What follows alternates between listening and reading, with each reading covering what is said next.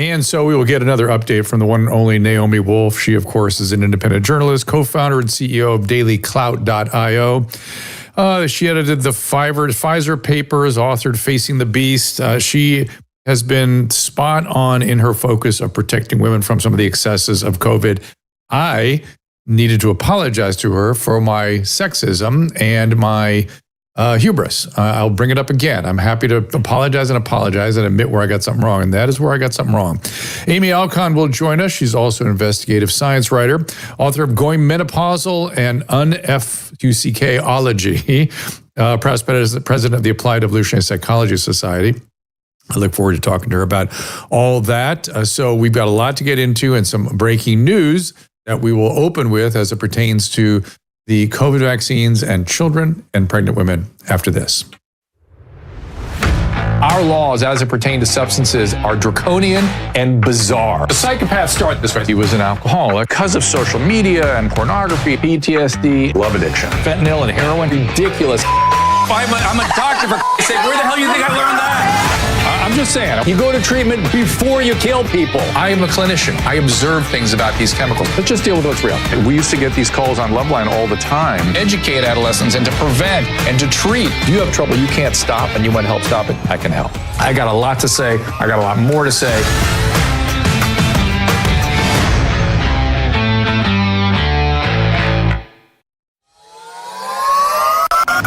I'm excited to bring you a new product, a new supplement, Fatty. I take it. I make Susan take it. My whole family takes it.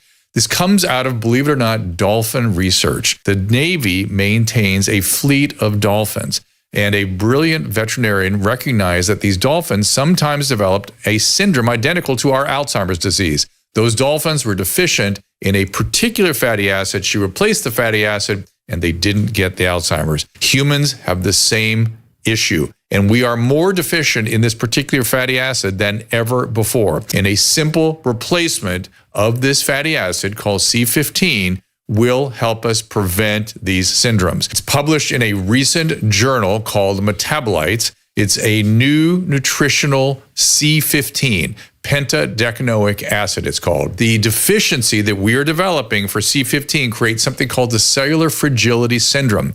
This is the first nutritional deficiency syndrome to be discovered in 75 years and may be affecting us in many ways, and as many as 1 in 3 of us. This is an important breakthrough. Take advantage of it. Go to fatty15.com/Dr. Drew to receive 15% off a 90-day starter kit subscription, or use code Dr. Drew at checkout for that 15% off, or just go to our website, drdrew.com/fatty15. All right, so as I said, we will have Amy Alkon in a few minutes. You can follow Amy on X at Amy Alkon, A-L-K-O-N, also amyalkon.net. Naomi is on X as Naomi R. Wolf, and also on Substack, Naomi Wolf. And X, you can also follow the Daily Clout, just one word, Daily Clout, at Daily Clout on X. Let me open with this brief video from the MAHA folks. It's Marty Makary, RFK Jr., and I think Jay Bhattacharya. Let's hear what they have to say about the COVID vaccine. I couldn't be more pleased to announce that as of today, the COVID vaccine for healthy children and healthy pregnant women has been removed from the CDC recommended immunization schedule. Last year, the Biden administration urged healthy children to get yet another COVID shot despite the lack of any clinical data to support the repeat booster strategy in children. That ends today. It's common sense and it's good science. There's no evidence healthy kids need it today, and most countries have stopped recommending it for children. We're now one step closer to realizing President Trump's promise to make America healthy again. And please welcome for this conversation Naomi Wolf. Good afternoon, young lady. So if Naomi should suddenly get up and run out of the room, there's actually a reason for that. So I don't want to over dramatize, but there's wild animals circulating around where she is right now. So we want to make sure she's able to escape. So no one should bat an eyelid if they see you get up and run. But first of all, what do you think about this new move by HHS Secretary Kennedy? Well, unfortunately, I hate to be a Debbie Downer once again, because if it really did what it purports to do, it would be a very happy day. There's so much abundant evidence that I've shared with your audience over and over, and that you've broken with other investigators, showing that these mRNA injections are sterilizing. They can be deadly. They cause catastrophic side effects, and Pfizer knew, the FDA knew. We broke a story in 2023 that was subject to the Senate hearing, though not fully credited, unfortunately, showing that there was a cover-up at the highest levels of signals of myocarditis back in March of 2021. So it's high time for a real announcement like this. However, unfortunately, Sasha Latipova looked at what was really happening, and other researchers who have checked have also looked at what is really happening. And unfortunately, this announcement, which is just on X, is kind of cosmetic. As of 4:00 today, children 6 months and older and pregnant women were still on the CDC Schedule A. B, even if that's just an oversight and the CDC schedule gets updated correctly, it's been an oversight of over 24 hours. If you listen to what RFK Jr. said, they're carving out that they're not going to recommend it. That doesn't mean that they've taken it off the market. They're not going to recommend it for healthy children or pregnant women. Well, let's stop with that, because there's an interesting thing here you and I have never discussed, and I'm not quite sure what to do with it, which is when the government takes away tools that physicians want to use, even when they're dangerous. Believe me, this happens more than you would imagine. Like, even, let's just look at Vioxx, okay? Vioxx is a very similar story to the vaccine story at Pfizer, incidentally. Would you agree with me on that? I mean, far less lethal for far fewer. No, yes, but similar story, right? And they had to pay billions of dollars of restitution and stuff. The Vioxx caused heart attacks in 8 people, something like that. Vioxx was an extraordinarily effective medication. I have patients to this day that have never been the same since they withdrew Vioxx from the market, who would have gladly taken the risk of a heart attack if Pfizer had divulged to me that was a risk, and I was able to offer that to the patient and say, hey, you're really making you better, but it could shorten your life. I'll try to mitigate the risk with various interventions, but we don't know exactly the mechanism, but it causes heart attacks. My patients would have gone for it, and their lives would have been dramatically, and I mean dramatically, enhanced. And the government took that away from me. How do we, and that's what I worry about here. I don't have any problem with people taking away the COVID vaccine. I have no issue with it. But the government screws with medicine in both ways when they restrict and mandate and obfuscate and don't give us the real data. I mean, on all fronts, they screw us up by just not giving us the data and then letting us practice medicine. Yeah, I totally hear you. They should give you the data. They should properly test medicines until they're actually safe and efficacious.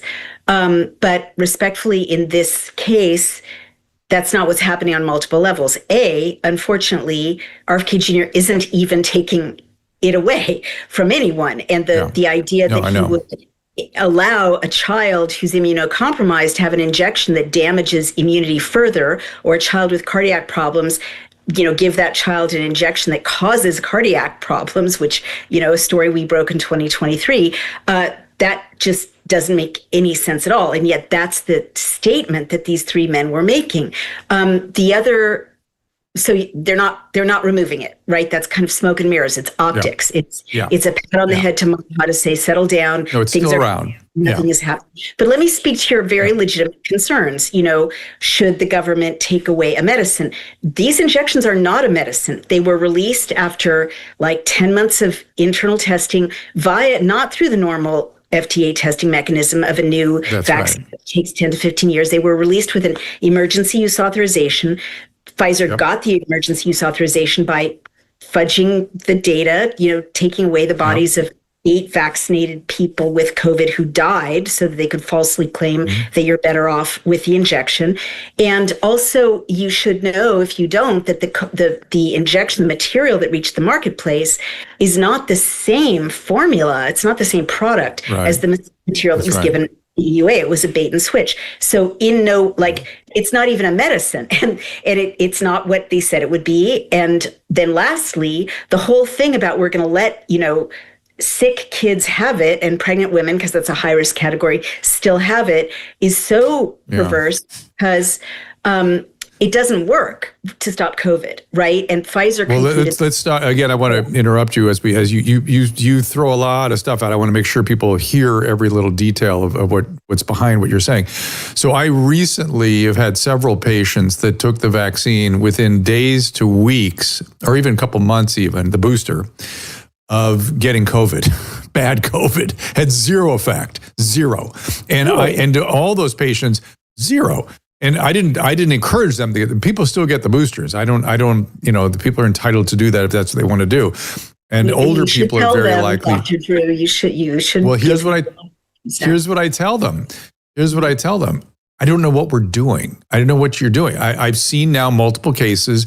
It's at best, this is a booster against a variant that no longer exists. It's no longer around. And then people go, well, it decreases hospitalization. Peter Hotez went on a tirade yesterday on social media about reducing hospitalizations. And I went to the data. I try to be very uncertain about things. I want to look at everything. I try not to be hubristic about any of this, because that's how I got in trouble with you. I was sexist and I was hubristic and I was not listening. So I tried to, that was one of the experiences I got that gave me a little bit of, sort of put the brakes on my hubris. And lo and behold, it was data again from Delta, from a disease that does not exist right now. It does not exist. And I think somebody must have pointed that out, because later in the day he went, don't worry, there will be a terrible variant of COVID coming. And then when people went, really, why? Because it was all manufactured in the lab. Are they manufacturing more stuff? Then he went, oh, it's climate change. People are going to become in more contact with bats because they're moving closer to humans because of climate change. And I thought, wow, we're twisting ourselves. And the continued exposure to spike protein, the continued to focus on data from a disease that doesn't exist. This is very troubling stuff. I don't know what to do with it. Well, you've got to keep correcting the record as, you so nobly do.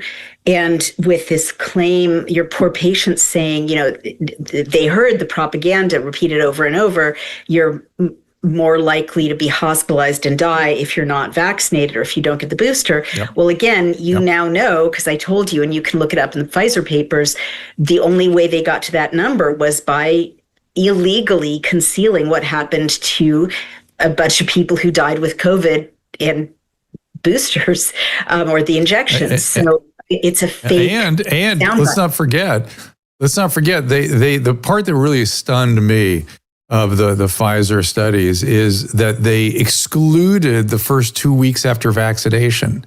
Are you aware of this? What Fryman point? I'm sure you are. Yeah, I am. That exclusion is so. Sorry, go ahead. That's incredible. That's when shit goes down. That's when it happens. Exactly. It's like excluding. It's like, wow. So that to me was one of the most dramatic observations, even though there's many others.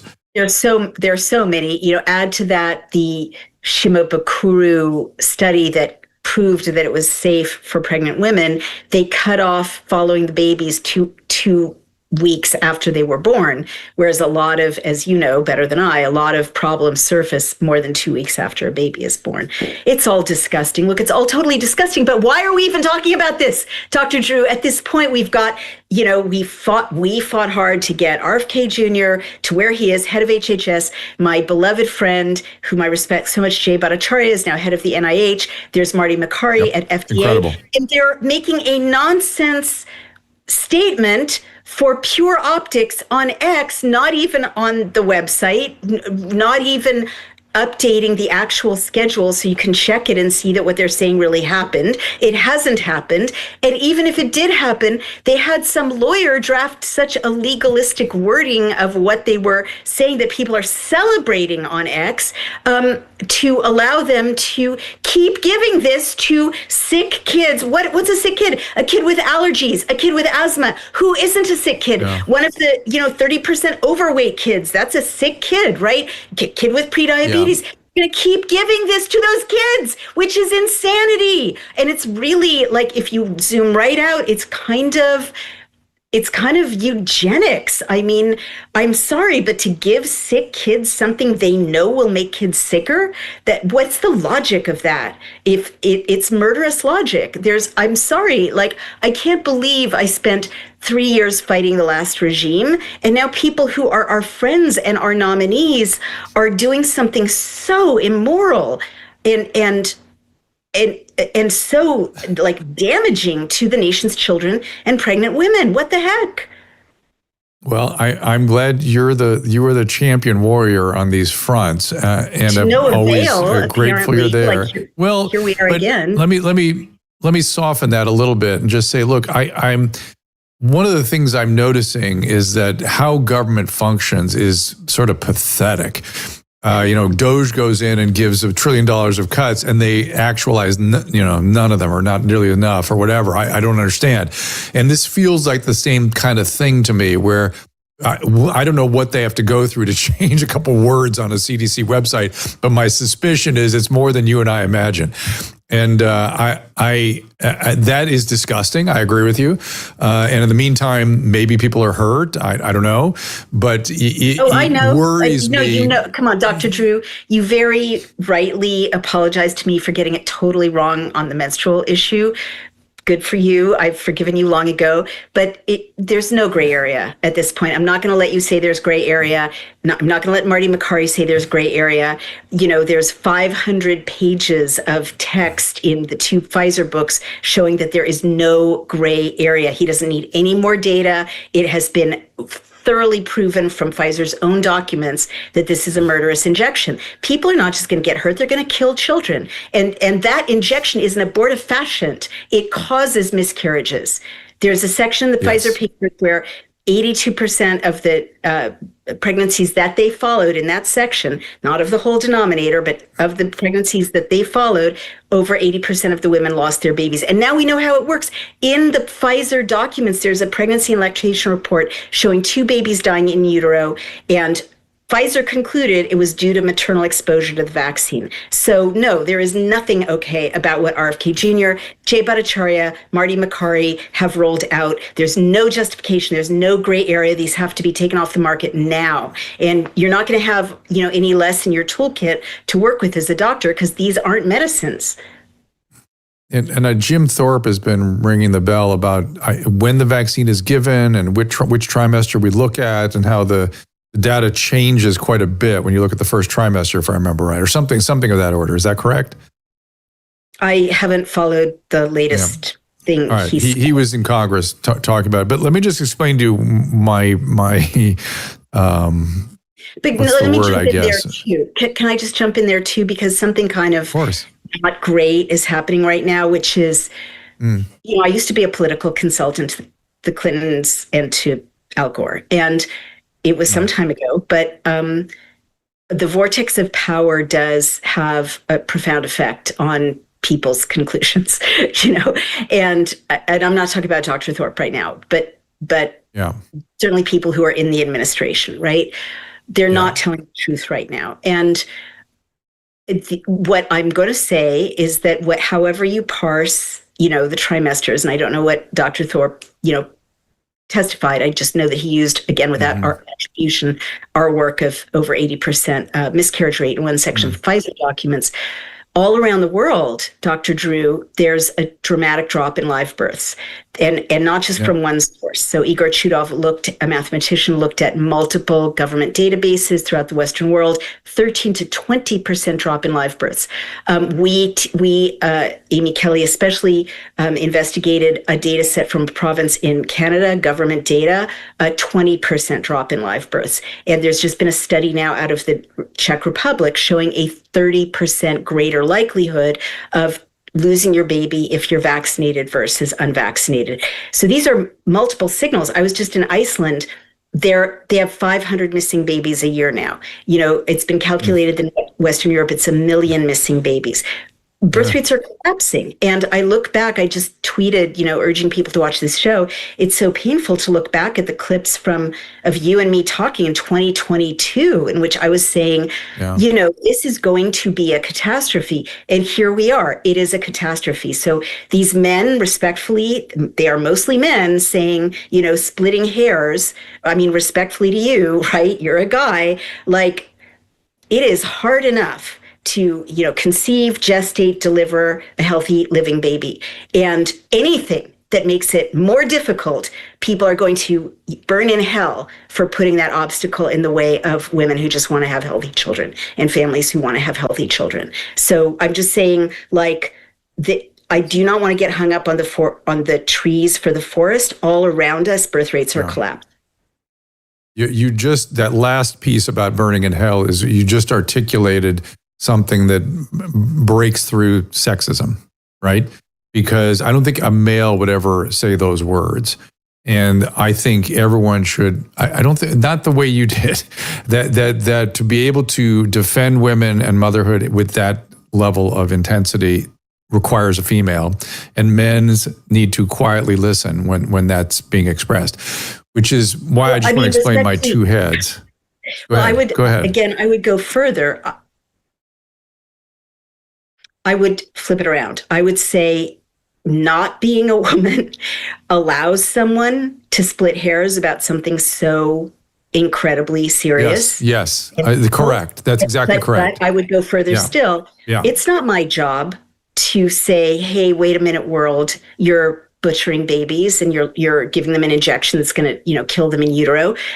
I need these men to back us up. The women have been screaming about this for a long time, and a few men have been screaming about it too. But right now, we need those guys we helped to elect: Marty McCarty, Jay Bhattacharya, RFK Jr., President Trump, you, right? To say, red alarm alert, world. Women are losing their babies. The birth rates are collapsing. Something terrible is happening. We have to take action. And just why I was wishy-washy is that I have two heads. One is, geez, in medicine things are so complicated. I don't want to put too hard of a bet down when I'm things could change, whatever. And then I know my friend Naomi Wolf, and I am well warned not to in any way disagree with anything coming from your direction. You can agree with me, but I brought you all the evidence. We have the mechanism. No, I know. I understand. I have. It blocks. I get it, and I know. And you brought me that data when I was being dismissive, and I get it, and I'm with you, and it's why I'm not pushing back at all. I'm on your team. I'm Team Naomi Wolf. But team ovaries. I also, I know, team ovaries. That's right. I just need you to be on team baby. And at very minimum, if the live birth rates are dropping, much like the obesity rates going up and the autism rates going up, these things need to be explained. We need to ask questions, and people need to have opinions about it. And if the data suggests something serious, we should be exercised about that. There should be drama.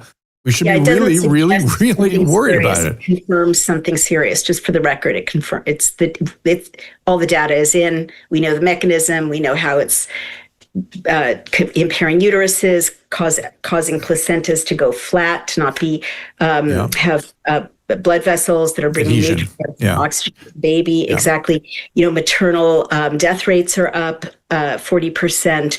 We know everything. We know all about it now. And the time for action is past. So that's why I keep repeating this on this platform, any platform that will have me. It is a horrific disappointment. It's more than a disappointment. It's really wiping out a generation for RFK Jr. to do what he did, and he needs to course correct right away. What do you make of people who take issue with the data that you are presenting, that have different points of view or feel like I've been practicing? Like people like, what was her name, Miles, that British woman, that feel what do you make of that data, and why aren't they looking at your data? I mean, you'd have to bring me the specifics. Criticism. Yeah. I mean, most recently, first of all, that particular report about the miscarriage rate from the Fiser documents, it came out in 2023. And Dr. Corey looked at our math, at the volunteers' math, and confirmed it, and wrote an essay backing us up and confirming that this was the correct reading. And it's very simple. Pfizer had 270 pregnant women, even though they told women not to get pregnant in the trials. They lost the records of 234 of them, which is illegal, as you know, in a trial. They followed 36 of them to term, and out of the 36, over 80% lost their babies. So it's a small group, granted, but they lost their babies, and we don't know what happened to 234 of them. It could have been even more lost their babies. Like, why were those records lost? But we also know, like, it's a group of evidence points. We also know from the Fiser documents that Fiser told men not to have intercourse with women of childbearing age without using 2 reliable forms of contraception, which it's a lot more than men usually use, even, after picking someone up at a bar. So Pfizer knew that there was something dangerous to either women or zygotes or fetuses from the semen of vaccinated men. They still don't disclose what that is. Pfizer defined exposure to the injection as including body fluids, including semen. So that's a data point, right? And we also know that in the 8-page pregnancy and lactation report, which went to the White House on April 20th of 2021, there are these 2 babies who die in utero, and Pfizer says the cause of their death is maternal exposure to the vaccine. We also know the mechanism, right? It's not just what's in the Pfizer documents. 2 independent midwives separately sent me pictures of placentas that are impaired by the spike protein and the lipid nanoparticles. We also know, and you can look this up on the NIH database, it's peer-reviewed, we've known since 2017 that lipid nanoparticles traverse every membrane in the human body with a negative impact on human reproduction. They traverse every membrane. The placenta is a membrane, right? They accumulate in the ovaries. We know that from Dr. Robert Chandler's analysis of the biodistribution in the Pfizer documents, which confirms a Japanese study from the year before, which was broken on the Black Horse podcast by Brett Weinstein and Steve Kirsch, that the lipid nanoparticles accumulate throughout the body, but notably in the ovaries. So I could go on. What about the ovarian reserve? There's some recent documentation about ovarian reserves being depleted? Yeah, that study, I believe, showed that there's damage to 60% of the kind of ovarian reserve, I would say backup eggs, but I'm a lay person, that women are born with. I haven't had a chance to look at that, but I haven't seen it debunked. So I guess what I'm trying to say is I've made some powerful enemies recently, unfortunately, by writing critically about Casey means and Callie means, and just writing critically about, this White House not delivering for MAHA, RFK Jr. not delivering for MAHA. But since when is it an outrage to criticize our representatives? That's sort of our job, exactly. Isn't it? So all I'm trying to say is I don't mean to speak over you. I apologize. I do see online. It's the nature of the delay we have. Don't worry about it. Keep going. So go ahead. I do see online people trying to say, to raise questions about the 82%, trying to suggest that I'm saying something I didn't say. I didn't say that it is for everyone that got vaccinated, because we don't have that denominator. That's not what's in the Pfizer documents. I've been very clear, and the report that brought this forward is very clear. It's for that subgroup of pregnant women. But you know what? It's happening all over the world. So this is well worth putting a stop to. Back to the healthy, for sure. Back to the healthy children thing. Our granddaughter, our son got bad COVID. I'm sure it's the new NB181 because he was really sick with it. And his whole household got sick. And she got a runny nose for 12 hours or something, or 24 hours. And kids don't get bad COVID. They just don't get it. And healthy children don't need a vaccine for it. It's the craziest thing ever. But vaccines for things you don't need. Yeah. They do drop from the dead vaccine. On the playing field from the vaccine. Yes. Yeah. Yeah. Oh, and mandates are the craziest thing in the world to me. But because the mandates to me were the most outrageous chapter of the COVID story, mandates for young men in particular, who clearly do exactly what you just described. I'm wondering if you're joining me on the violent domestic terrorist list.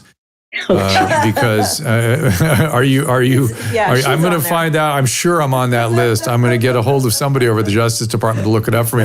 I brought it up to one of my friends, and he sort of looked at his plate. He didn't actually answer me, but if I'm there, I'm sure you're there with me.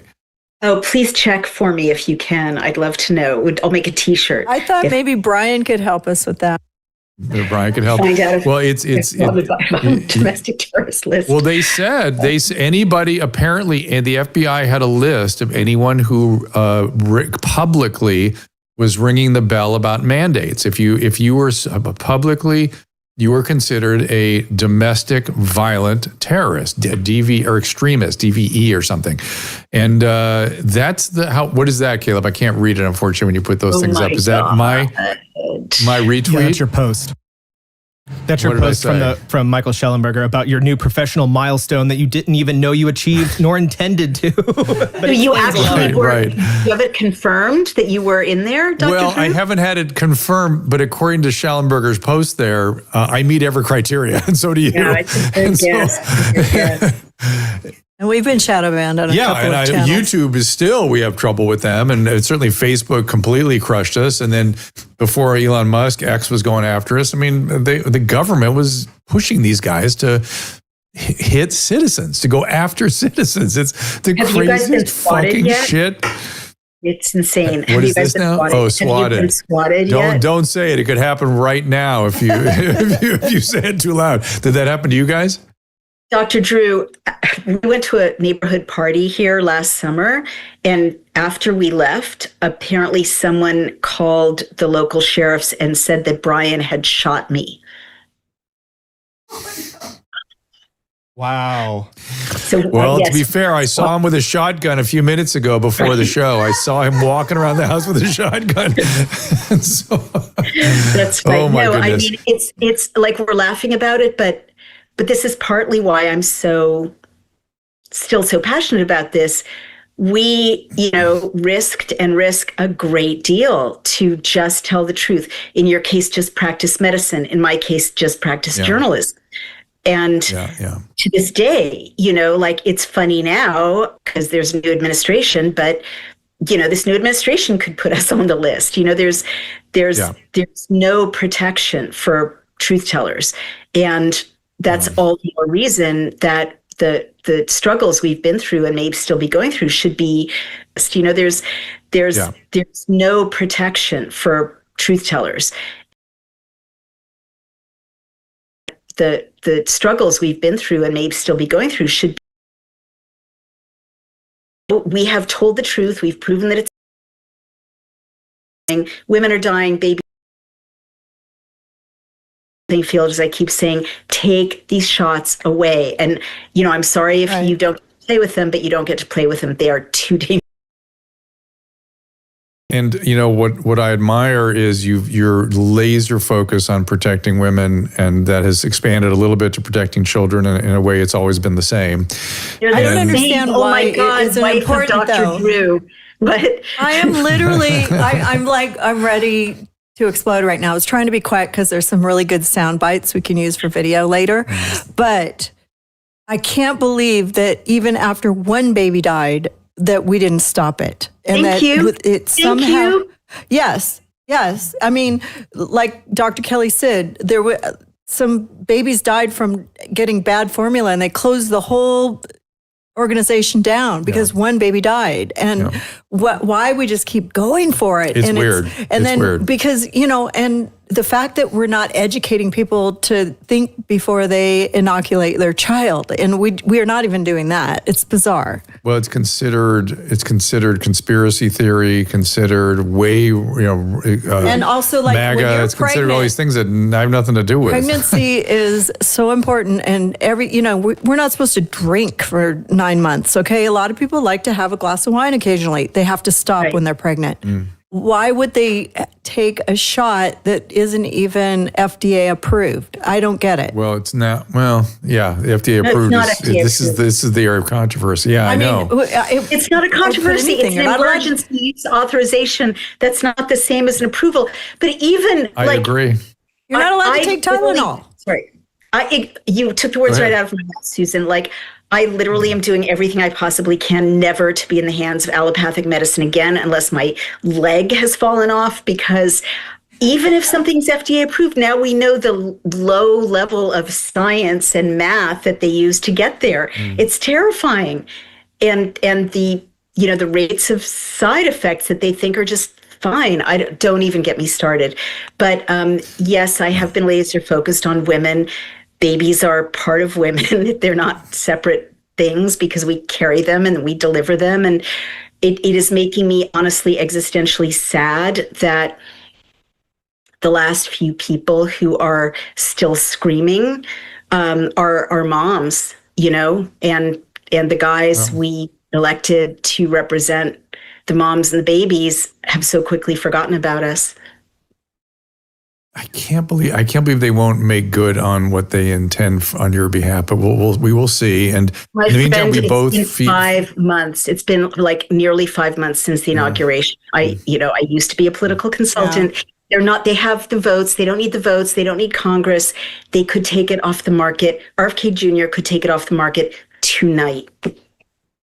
I will make it my mission to try to figure out what's going on there. I'll try to sort of send my feelers out, see if I can get any. Well, there's going to be a video out there that might grab their attention. Do you have a sense of why they won't do it? Yeah. What is your theory? I'm sorry. It's not a theory. It's just from, again, my life being in that world. So Susie Wiles, rightly, because she's chief of staff, keeps a tight rein on everything that happens under the oversight of the White House. HHS, of course, is down the chain of command. She comes from a lobbying background. Callie Means comes from a lobbying background. I read The Sudden Ascent of Callie Means. That's interesting. I've been locked out in your... Weird. Yeah, that's weird. This is we're being censored by the White House of lobby. Oh well, now I don't know. Can you hear me still? I hear you though. Keep going. Yeah, they can't take your voice away as much as they try. He comes from the world of lobbying, and as my essay showed, the world of biometric harvesting, and Silicon Valley especially wanting to engage in biometric harvesting of all of us. And also the people who funded his sister's company, Levels, are the same people who are heavily invested in the mRNA platform. So my understanding of his sudden ascension as with what's clearly a multi-million-dollar PR campaign behind him that the government didn't pay for, so it's got to be private industry. His sudden kind of repackaging as a Maha hero and his presence kind of being a gatekeeper for Maha is that Big Pharma has put him in place, or Silicon Valley has put him in place to make sure that nothing too disruptive comes out of HHS. So I think they're on a tight leash over at HHS, but I don't care, because also from my familiarity with being in that world and being a White House spouse, everyone has an agenda. It's always a fight, and you have to fight back. And you have to say to Susie Wiles and Callie Means, I'm sorry, I can't do what you want to protect your other clients, or from my familiarity as an agenda. It's always a fight. Say Thank you. Any place you want people to go? Should we promote one of the books? Where would you like people to go? What would you want them to read? Yes. Well, I would like their prayers that this bear goes away and leaves us alone. There's a bear out there. But at least it didn't interrupt the podcast. Yes, please, you guys need to understand that our revenue stream from sponsors has been disrupted because X has been blocking us out for thanking our sponsors. So you need to please send us donations on dailyclout.io and subscriptions. And I also... Wait, what? They locked you out for thanking your sponsors? What did they do? They kept locking us out, violating the rules by thanking our sponsors, which literally everybody does. But they... What? Yeah. Were you running an ad or just... thanking the sponsors on your show? Yeah, we were thanking our sponsors. So anyway, the point is we really need your donations and subscriptions. And if you go over to Skyhorse or Amazon and order the Fiser papers, we really need that too. That helps us as well. Thank you. I'm so sorry. I didn't mean to interrupt, but that's not cool. I mean, why would X do that? Oh. You must be on that list with us. I'm exposing Silicon Valley's grip on the White House. I run a tech company. I know what I'm looking at. It's sad. Yes. It is sad. That is wrong. Yeah. Senators are still holding on to those. Follow Naomi on X. But go to dailyclout.io, correct? Yeah. Yep. And then subscribe and donate and check out our sponsors over there. Wow, that's so rude. Okay, well, it is. Am I saying goodbye? I also heard you had a bear in your backyard right before the show started. Say that again, Naomi. I said, am I saying goodbye? And Susan asked about the bear. Yes, that's why I keep Yes. Brian was a huge... No doubt Brian will send you the video. It is a huge... I got the video of the bear, and he had to get out the gun. That's why he was walking around with a gun behind Naomi, because he had to shoot at the bear to get it to go away. It was going to charge him, apparently, right before the show. Really so it's good luck. It's good luck, Naomi. Yes, that's nature saying we're on your side. We're going to send the bear emissary to manifest outside your window. I hope that's what it means. Not like I hope. By Naomi, get back to protecting yourself Naomi's from the bear. Naomi's going to get you. So we're going to help you, Naomi. The mama bears. All right. On the loose. Mama bear's on the loose. On the loose, exactly. I'm thinking about watching Brian run around with a gun. I was thinking about the song from Chicago. Oh, yes. So, yes, they both reach for the gun. All right. He's a big gunsmith. And he's also, he likes to show me pictures of his guns and stuff. It's pretty funny. I know. I dig it. It's fun. That's what he does. Are we frozen here, Caleb? Is there something going on? Or are we still going okay here? You're still fine on my end. All right. So Amy Alkon coming in next. We're going to talk a little menopause. Susan, I'm going to have you tell her your story. Wait.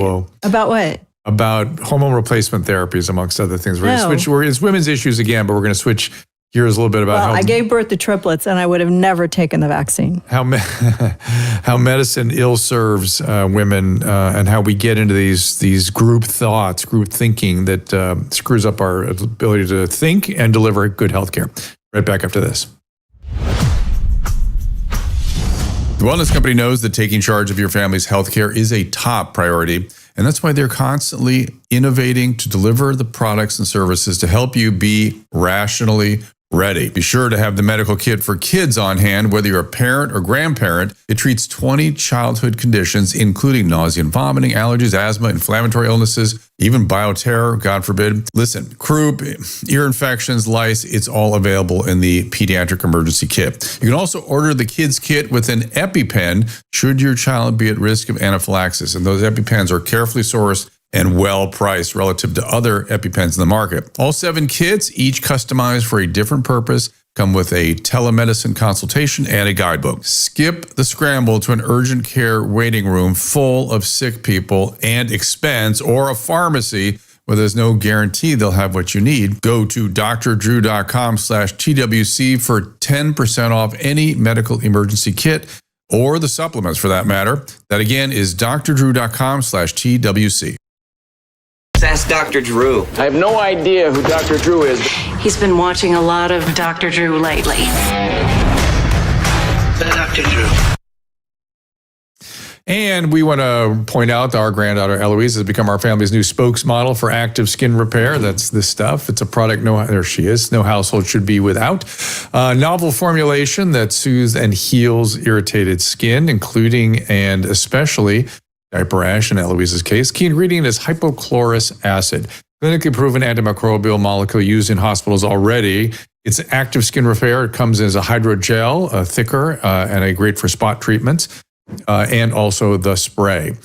Use either on blemishes, cuts, burns, rashes, bug bites. You need this as the summer approaches. Amazing formulation, suitable and safe for babies, kids, adults.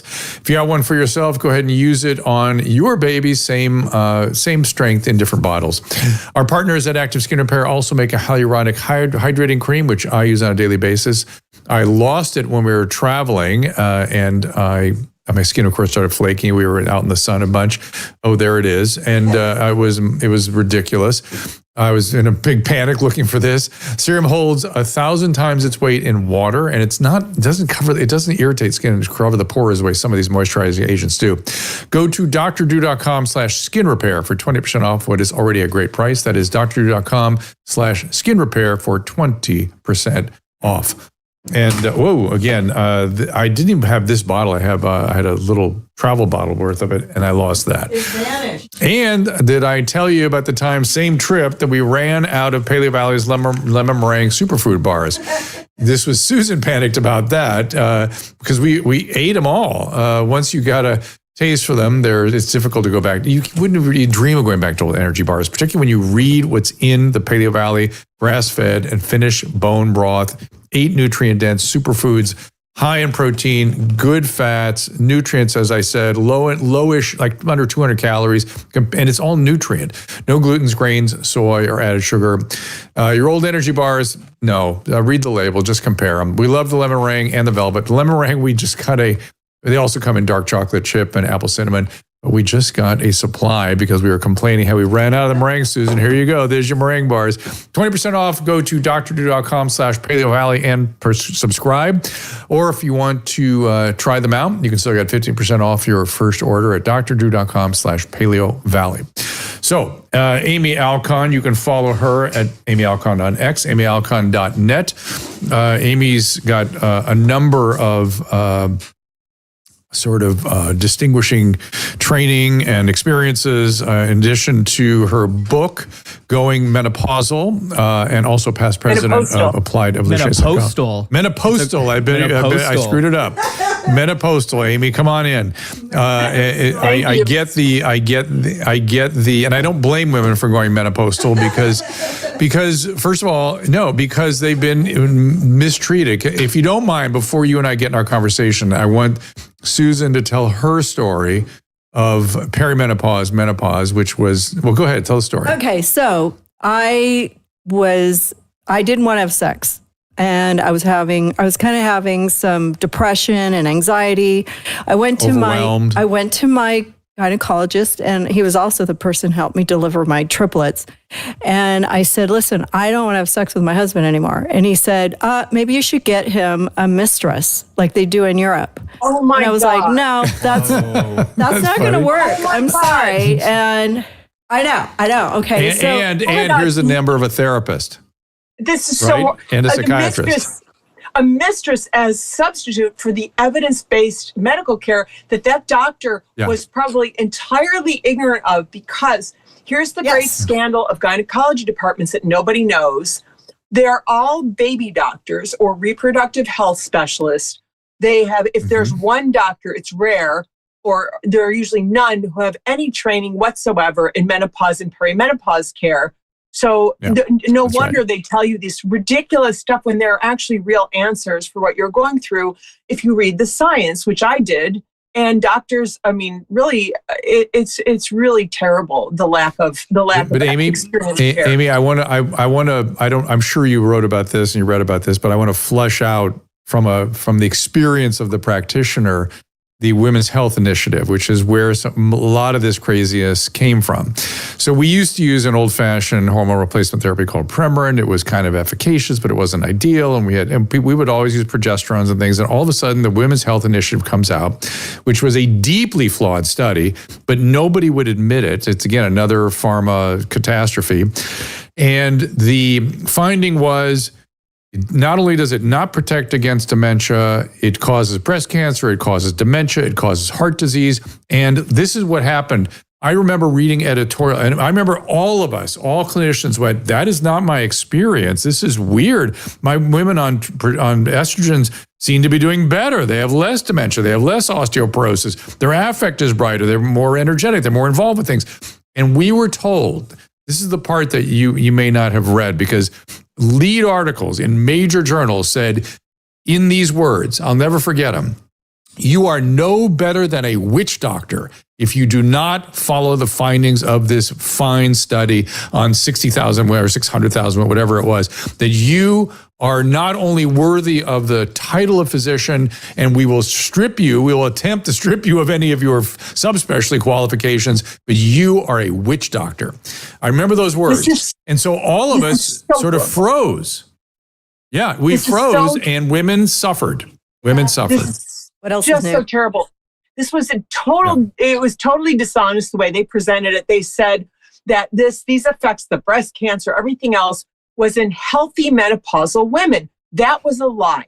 So they tested estrogen, the Premarin, and actually they didn't give progesterone. They gave medroxyprogesterone acetate, which is a synthetic knockoff of progesterone in our bodies that is very harmful. It's harmful, it increases cardiovascular risk of Alzheimer's, and it doesn't do some of the wonderful things natural progesterone does, which you take as an FDA-approved drug, because then it's regulated and you're getting what you're supposed to and everything. It's just the same formulation as in our bodies. But with this study, they gave it to like women in their 70s. So grandma's not going to the doctor looking for, something for her hot flashes. And when you give estrogen to a woman who's already broken, these were sick, obese, otherwise very ill women, then you break her further.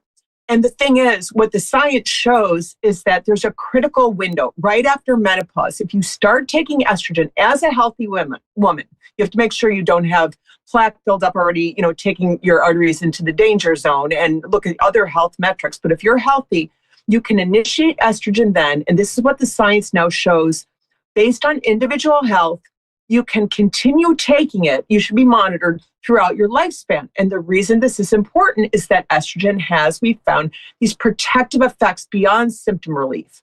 And so if you're not taking estrogen like at 79, when women are prone to fall and break bones, you don't have the protection. You can't do, as the head of Kaiser Gynecology West LA just advised me to do.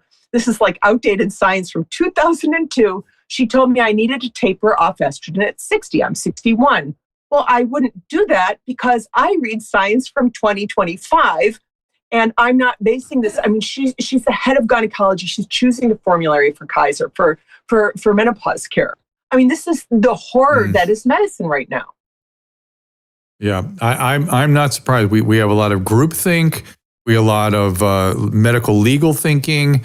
We follow what are sort of the prevailing winds of authorities mandate.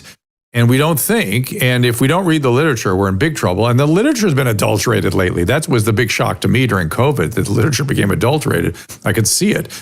But I noticed so we're all in agreement, estrogen, progesterone, breast cancer risk, if you have a BRCA gene, okay, you want to talk to your doctor about that.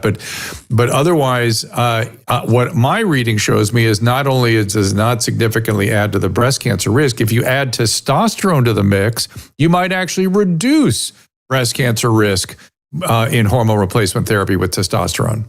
Okay, I have a few contentions with what you said. One of them is that testosterone, research on testosterone for women in menopause and perimenopause, for women in general, it's just not there in terms of longitudinal safety studies. Those are long-term studies on breast cancer risk and also on cardiovascular risk. And now, so that's why it's important to take a conservative approach to that, which I do. I need to correct my own testosterone, but I'm doing it in other ways and without taking testosterone. There's not even FDA approved testosterone for women. And the other thing is about breast cancer. Writing this book, I'm so careful because I was terrified of getting things wrong because people could be harmed. And so I sent things out to researchers, hand in my ass. But the thing is, with the breast cancer research, it's all so heterogeneous, meaning that this group tests this age women and this group of women, and they use this drug and that drug. We really can't say conclusively what I want to say. Does it give you breast cancer or not? And there's research by, I went down to the receptor level, the hormone receptors. This is Carol Sartorius and Catherine Horwitz, a big pioneer in receptor or hormone receptor research. And they say basically, look, estrogen and progesterone are not carcinogenic. They don't cause cancer themselves. However, if you have existing cancer, they can take it and run with it. And so that's where we stand. And this is, I'm very proud of that chapter because I don't like amazeballs science. Guess what? It's all finished and done. And this is conclusive. No, it's not. And I said at the end, well, look, here's where I come out. And I tell people, don't do what I do because this is my individual health metrics and risks. But I said, 1 in 3 women will soon die of heart disease. Women who get breast cancer will likely die of heart disease. And 90% of women who do get breast cancer, it will be survivable. Now, no one wants this. Is terrible disease, but the cardiovascular disease is what kills us, and it makes you suffer and die just terribly. And so it's important to protect your arteries right after menopause by having this estrogen, because what happens is if your arteries don't have estrogen continuing, the receptors go away, and it's not possible to protect your arteries the way you could if you just continued estrogen.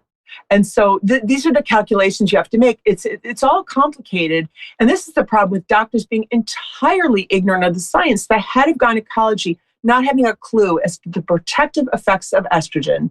And I should say the bone effects are the strongest. Those are pretty conclusive. And there's increasing evidence about brain and cardiovascular protection, which is not to the level where the menopause societies say, okay, we're saying this is protective. So the cerebral vasculature, I will tell you clinically, it just is. It just is so. I guarantee you that will be proven. The coronary part I want to talk about in a second, but first, hormone replacement, hormone responsive tumors. We just did this automatic sort of deduction, which prostate cancer and breast cancer are hormone responsive tumors. They respond to blockade of hormone. They accelerate when exposed to hormones. Therefore, these hormones must cause the cancers, when there was never actually any evidence for it in either of these hormone responsive tumors. And so people have very much backed away from that. That being the case, you don't want your cancer to get away from you if you have high risk for that kind of thing. But I want to go to heart disease. So you say women die of heart disease. I would love your next book to be about really doing a big dig on heart disease generally, because there is a chapter that nobody knows except physicians, which is that when you attempt to fill out a death certificate, the counties will accept almost nothing except heart disease. They won't accept pneumonia. They will say send everything back to the coroner or for an autopsy. And if families are not inclined that way, you as a physician feel sort of obliged to go, well, their heart did stop, so okay, cardiopulmonary arrest due to cardiac standstill, due to myocardial damage, which is all interpreted as heart disease. And none of it is true. It's not it's what we got, it's the mess we got into with COVID, where people were dying with COVID instead of, the death certificate, maybe just do a whole expose on death certificates in this country and how doctors aren't trained to fill out death certificates, and how death certificates change county to county, and how the way they're constructed, they don't reflect the reality of what happened to the patient. That to me would be a huge asset. I love it. You need to write about this. I beg you to write about this. Well, I don't. I would have to go into the research on it in every different county and stuff. I don't know if I have time for that. But the fact is that women do have more heart disease than we pay attention to normally. But when they get it, it's usually very elderly in life, very advanced in age, and it's often in women with other risk factors. And again, and more often than not, it is actually misrepresented as heart disease or cerebrovascular disease when it is not. So let's, sort of put that down. So I have less concerns about the cardiac issues. I'm like you. I think you start early and often and you protect yourself with estrogens. Exactly. And I would say it's cardiovascular disease. It's the whole gamut of things and insulin resistance. Yes. And you see patients. I go to the Kaiser in Baldwin Hills for an eye disease that I have, genetic disease. Thanks, Mom. And you see these just terribly, terribly obese, frail people. They've lost everything. They're on walkers. You can see that their lives are lives of suffering. And this doesn't have to be, except for how medicine, Kaiser's website, all the health advice, the ways to not be sick. Uh-oh. Am I still here? Okay. You're still there. You're still here. Something happened. All of everything's wrong. It says, for example, walk to protect yourself from osteoporosis. Well, if you walk, unless you're carrying an elephant, you're not putting enough weight on your bones to tell them to make more bone stuff, quality bone stuff. Yeah. And it's so all of this, and they still say, eat a low fat, low saturated fat diet. I eat a carnivore diet. I am so metabolically healthy compared to, what I could be, like a stellar metabolic stats. But Kaiser has diagnosed me with familial hypercholesterolemia, hypercholesterolemia, which I know I have. It's a genetic mutation. This is crazy. They just do this because doctors are so ignorant of the science. And this is the thing I bring out. One of the myths of medicine is that doctors know how to read evidence, and they do read evidence to critically evaluate it and to decide your care. And they're not taught in med schools to read evidence or evaluate it. They can't read it. And they don't have time to read it. Like at Kaiser, they see patients every 20 minutes, and they have these other requirements, electronic medical record keeping. And so unlike me, I'm a psycho. I work all day and night. People want to go home and have a family. And so I can't fault them for that. But so they need to have somebody reading the science, because there's not a doctor I have except for my psychiatrist, who's fantastic. And I just am so impressed by him always. But every other doctor is not diagnosing or treating you based on evidence. And I will catch them on it and tell them they don't like that. Yeah. Yeah. No, I think I'm glad that you do that. And I taught medicine for a long time and emphasized exactly what you're talking about.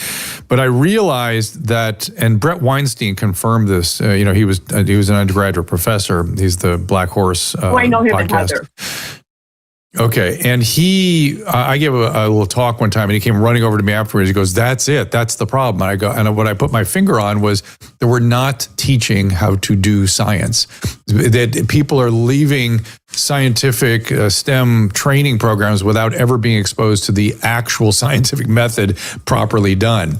And so we have physicians entering medical school. Medical school, certainly they aren't teaching science. That has nothing to do with science. That's a language course, essentially, or maybe an anatomy course. But you have to be trained as a scientist as an undergraduate, and that's where you learn how to read literature. And learn how to read literature, you realize, looking at a lot of clinical data, that it's all bullshit. There's no actual science being done. It's just sort of book reports or something. It's just sort of observational studies. They're not science. And so we have a crisis right there. It's not just the reproducibility crisis. It is the crisis in the actual training in the scientific methodology that we've just completely let go of for some reason. But before we go further, I want to address the heterogeneity you said in terms of the testosterone replacement therapy. Oh, no, that is exactly it. Breast cancer. That was breast cancer. Okay. Well, it is. Then maybe I did that. Then I did that in my head, because that is exactly the issue with testosterone, is that the women are fantastically different in how they respond, particularly to hormones like testosterone. Susan, your story again with testosterone. Oh, so after taking a handful of pills, and for like 5 years, they gave her antidepressants, which, and hormone replacement therapy. A little bit. It helped me a little bit. Like I wanted to have sex occasionally.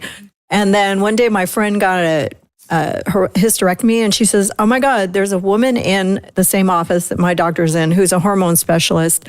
She gave me these bioidentical pellets, and I want to have sex with my husband every day." And she literally was the last person to ever say that on the earth.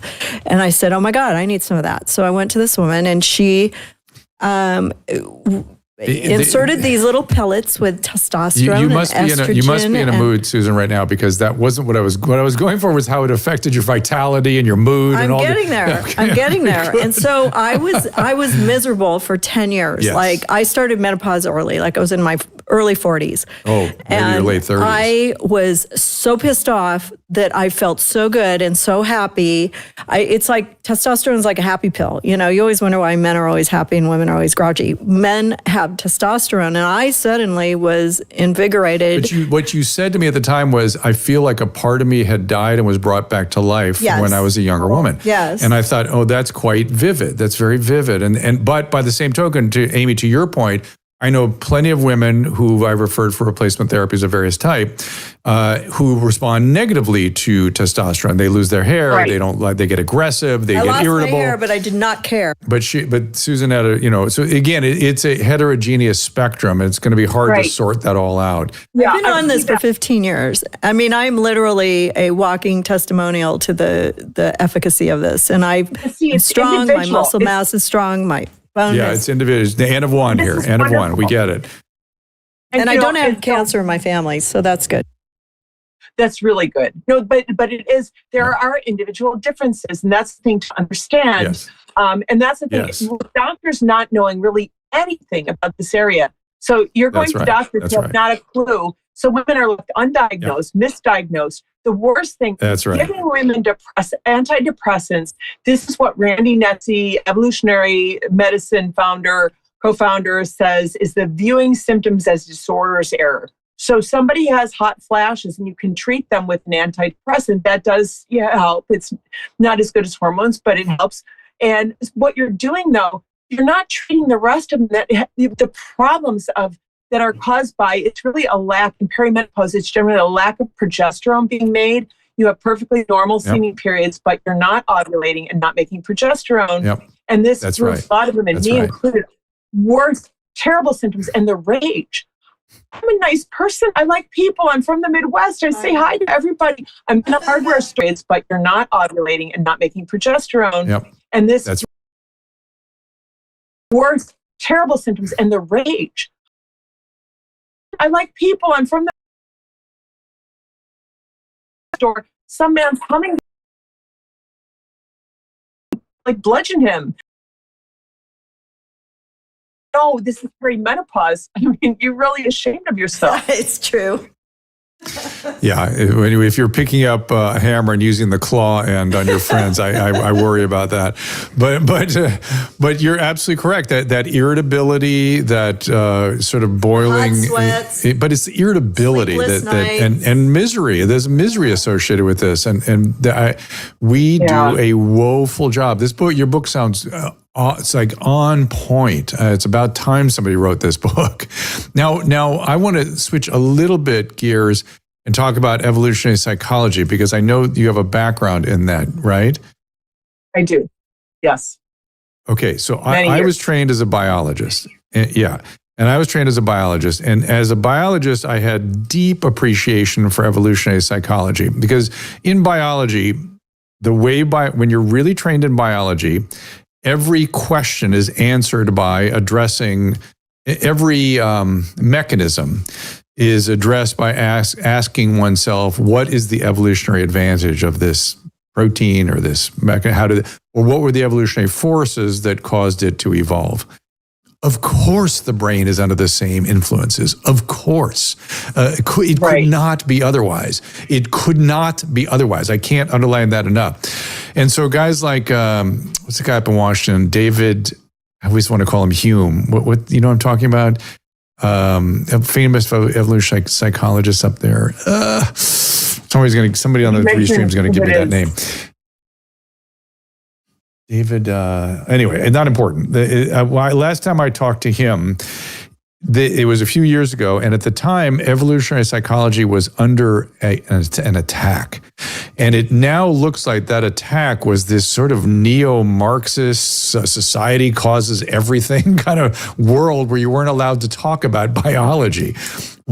How do you make sense of all that now that we've sort of, I feel like we're coming out on the other side a little bit and you can start to talk about biology again? Well, sex, okay, so I'm not sure what you're talking about because there are so many attacks. Sex differences research is demonized, and it's so ridiculous because anybody who has a male and a female dog, or boys and girls, can see the differences. They're just evolved adaptations in people based on recurrent problems over evolutionary history. And so, you know, we have these meaningful differences, and then we're the same in many ways. So with evolutionary psychology, it's very important to look for this. It is scientific, basic scientific thinking. What would the function of this be? To look for that as an underlying thing, to have real theory and not just social science is empty because there's no theory behind it. There's no check on, well, what would this, what would this have served? It's just sort of the empty, oh, we found this in this study and then it doesn't replicate. And so it's not meaningful and doesn't help us understand who we are and why we behave as we do. And that's one of the great things about evolutionary psychology. If you tell males, look, you evolved to be visual because if you weren't, the world would be populated by cockroaches. You wouldn't want to hump anybody. Sorry, I used the word hump. It's so old fashioned. But all good. We know what it means. Grandma. What? We know what it means. It's good. Keep going. You're not attracted to grandma. Oh, sorry, I talked over you twice. Not attracted to grandma because if you have sex with grandma, there's not going to be a child unless there's some kind of weird, strange miracle or something. These are things that tell you why things are the way they are, and that males shouldn't be ashamed that they are, adapted a certain way. And adaptations aren't a mandate. You can choose to not, chase the woman down and, attack her, whatever it is, to do criminal things. Yeah. You live within the bounds of society and morals and law. And so, desires are not evil. It's just action. What's that, Susan? I can't hear you. You're speaking, but not with a mic on. Susan, are you talking to us? Okay, it sounds like you're talking to us. Yeah, I can't find the name of it. Sorry about that. I can't find it. You're speaking loud enough that we hear you. So I don't know. We lost the X. Oh, we lost the X feed. I see. So David Buss, that's the guy I was trying to think of. David Buss. The University of Washington. Texas. David Buss is a good friend. He's in Texas now. Okay. I love David. He's fantastic. Great guy, does the best mating research. He's really wonderful. And it's been wonderful to me from the start. This is a process. I didn't go to school. I didn't go to med school. My joke is I forgot to take endocrinology when I forgot to go to med school, but I pasted endocrinology textbooks all over. And I also have had coaching from this great, wonderful epidemiologist. He co-authored the seminal book in the field. And since 2007, he's been coaching me on how to vet studies. And then David Buss, from early on, sent him my column every week. I have science-based syndicated column that I stopped doing because all the papers died. And he would either say, that's fantastic, or correct things that were wrong, which I really wanted and helped me. And he's just great. He's a great mentor and everything. So he's got some great books also. Yeah. It is time for, I can tell you, working in psychiatry all the years that I did, that generally speaking, any psychiatric syndrome is accounted for on the basis of biology at about 60%. 60% of the syndrome is accounted for on the basis of biology alone. And of course, there are environmental inputs, like with every syndrome that even if you have a piano drop on your head, you have to have grown a head. There's always some biological elements in things that can look like strictly environmental, and the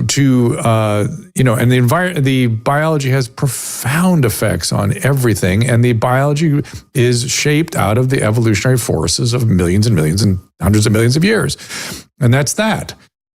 It's just that. It's just so. Now, I think evolutionary psychology got itself in a little trouble by doing a lot of just so descriptions of sort of the traits and things that had evolved without helping people understand that there is. No. Hold on. Let me finish. Right. Without helping people understand that there's also good science behind it. Okay, I'm glad you said that because people will say that. That's this common thing. It makes me actually, my head sort of like catch fire. Good, because I said, well, no, good. What about this individual study do you find that is lacking? Because that's the way we need to evaluate science and not just do this thing. People like to smear science, like a whole area. And that's ridiculous because actually, evolutionary psychology people, we're so disliked by all the social scientists because we're not PC. Many of us, or most of us, or no, I would say many. And so we have to be more rigorous in this area. And so they do things that this is the first area where they did non-weird studies, which means they studied like Dan Snyder, wonderful research on shame. He studied Israel, India, and the United States to compare, they have different cultural practices, but they all come out the same. Poo is shameful, whether you're passing your food with your poo hand in India or you have poo stuck on the back of your pants in America. It's disgusting, and we find it shameful. That's right. That's right. So that is we're Western educated, elite, industrialized, democratic. Elite. Yeah. It's by Joe Henrich at Harvard. It's just, we used to just do them on Harvard and Yale students. That's the bottom line. And now we try to get a more diverse population. Well, listen, I am out of time. I've overstayed my welcome. And I would love to talk to you some more. If there are topics that come up where your fight, the menopausal front, I'm a warrior with you on that one, and I wanted to get that one on the record since we were talking about women's issues. Drew does not need a mistress. I'm just going to tell everybody. But if there are other things that come along on the evolutionary psychology front and male-female differences and things, I'd like to get back into that battle again. I used to fight those fights. Definitely. And I got sidetracked by COVID.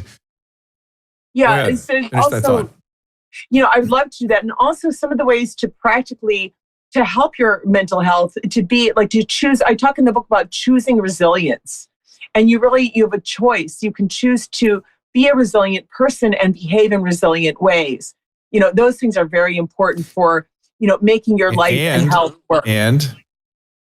And to build that resiliency and build that self-efficacy, you lean into stressful circumstances. You don't hide in safe spaces. Right. You expose yourself to things. Exposure therapy is the main breakthrough in mental health in the first quarter of the 21st century. And guess what? Ordinary misery is good, and build resiliency and efficacy through leaning into unpleasant things. That's that. Just like building your muscles, it hurts. It was a subject. And if you go to Amazon, give Amy a review. She's loves liberty on Rumble. Said that we need to review your book. So good, let's do it. Oh, thank you. That's really I really appreciate it. And buy my book on Amazon. It's very affordable. I did trade paperbacks because I wanted women to be able to afford it, and that's very important to me. So I want everyone to be able to bring the science to their doctors so they can get the evidence-based care. I was going to say, doctors not providing. Yeah, and don't be afraid to talk to your doctor about these things. Don't. One piece of advice I would give you is don't approach it like, did you know? They know, they're just not paying attention. And they've been exposed to it. They just have gotten into groupthink, and you can just go, look, I'm reading data and I'm looking at this new data and I'm convinced. And start like that. That's how you talk to a doctor. Like, I'm looking at that because they want you informed.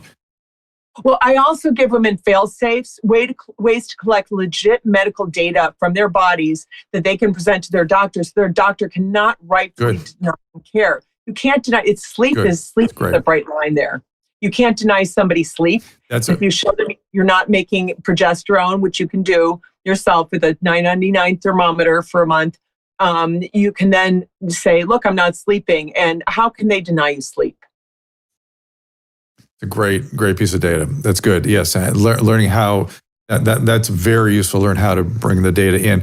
And again, the doctor's concern is getting in and out quick. That's what he or she is concerned with. So if you come in informed with data, they're perfectly happy to hear that. All right. Listen, Amy, thank you so much for joining us. We'll get the book. We'll follow you on X, and hopefully we'll talk again soon about the evolutionary. Let's just do an evolutionary psychology thing because it needs to come back to the fore. It needs to come back into the forefront because it's this idea of theory, as you mentioned, in humanities and social sciences It's completely adulterated. It is a misappropriation of the notion of scientific theory. It is disgusting, and we need to bring science back into the discourse and biology back into the discourse. So I'm ready to do it. All right. Anytime. Thank you so much. Thank you. All right. And next up, tomorrow, speaking of biology, we're bringing in Nicole Sapphire in here. She's got we're going to talk a little prostate cancer and other things. She's a radiation oncologist. Jordan Vaughn, who, what did Dr. Vaughn had some observations? I forget. Jeez, I'm already blocking what they were, but he's got some interesting ideas about COVID, was it? There's something happened to him during COVID that we need to kind of bring into the fore. Anuska de Georgiou and Emily Hagen, we're going to talk a little Epstein. She was in there. Mark Giancesi. What? Isn't Anuska? Yes. Somebody got lured. She was a victim. Yeah, connected. Yeah. Vibke Meneke, she has some new data out. She's an excellent Danish physician and researcher who really just really writes great, clear, good science, and then, of course, can't get it published because it runs contrary to some of the, quote, priorities of some of the publishing organizations. All right, we got a lot to do. I'll be in here tomorrow at 2 o'clock. Please join us then.